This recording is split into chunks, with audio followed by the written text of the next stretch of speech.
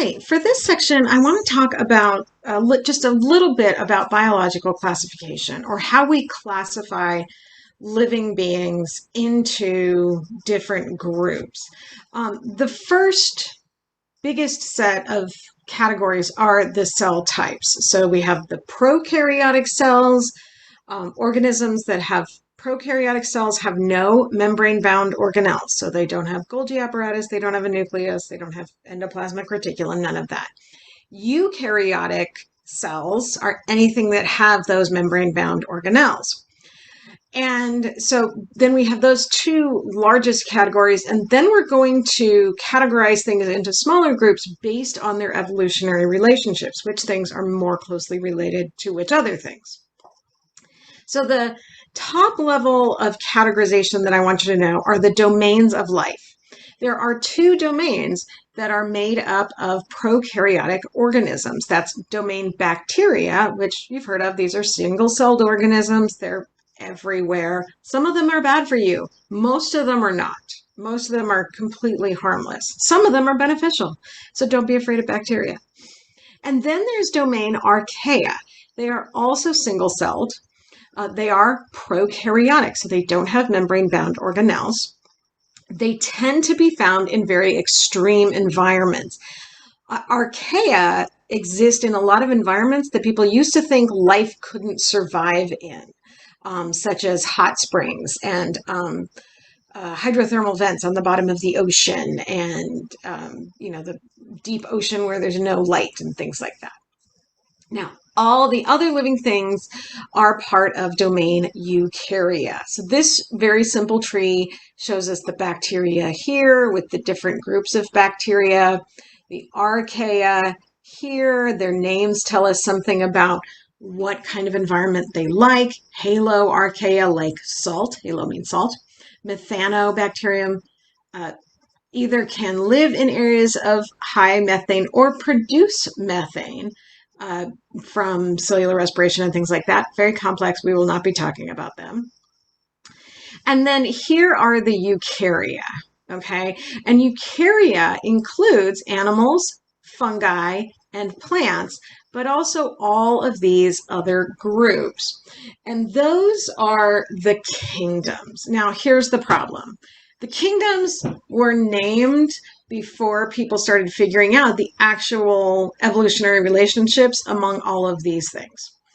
So they put kingdoms, they separated things into 4 kingdoms. There were 5 kingdoms, bacteria was a kingdom, and then we figured out there were domains. So that's sort of the 5th kingdom. It's not. It's very confusing, isn't it? Because we keep learning more, and so we have to revise. Okay, so we've got Plantae. All members of Plantae, of Kingdom Plantae, are multicellular. They are photosynthetic. They make their own food from the sun. That's what we're going to talk about.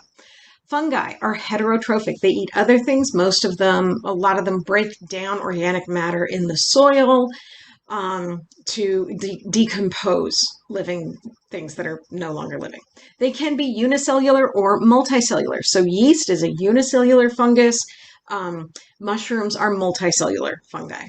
Animalia, all heterotrophic, all multicellular.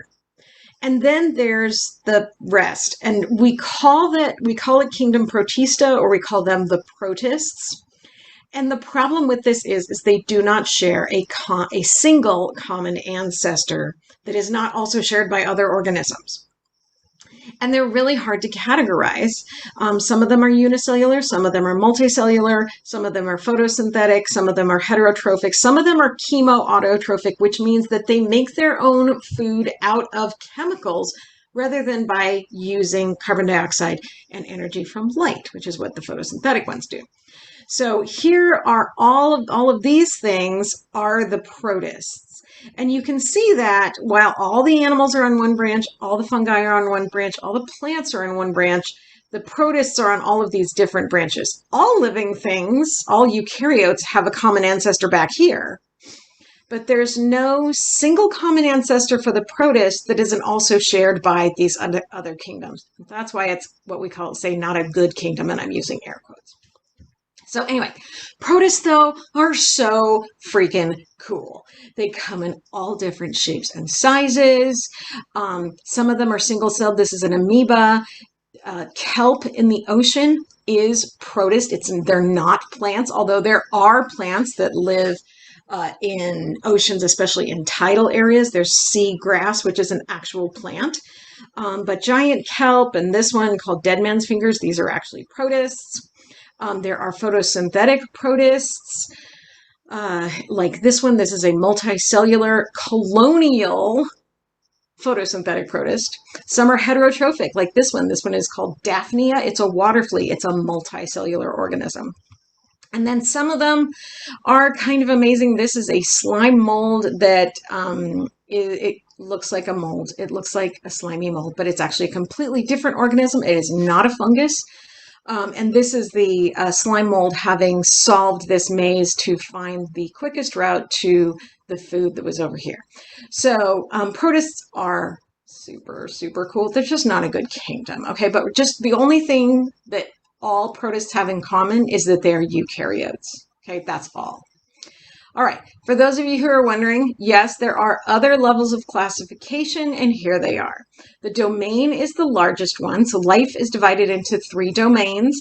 The domains are divided into kingdoms. Well, okay, domain eukarya is divided into kingdoms, the others aren't. It gets really complicated. And then kingdoms are divided into phyla. Phylum is singular, phyla is plural. Phyla are divided into classes. Classes are divided into orders, orders into families, families into genera, that's the plural, genus is the singular, and then genera divided into species. Species is both singular and plural, okay? So for humans, our species name, our whole species name is Homo sapiens. We are part of family Hominidae, and we are the only extant or living member of that family. The others, like Homo afarensis and I'm blanking on the others. Those have all gone extinct. We are the only existing member of the family. The hominidae, are part of order primates. That includes all the monkeys and apes. Primates are part of class Mammalia, all of the animals that have hair on their skin and specialized glands, such as mammary glands. That's where we get our class name. Mammals are part of the phylum Chordata, and all chordates are animals, and all animals are eukaryotes. Okay, so that's a little bit about biological classification. Really, I just want you to appreciate protists. They're so cool. That's the end of that.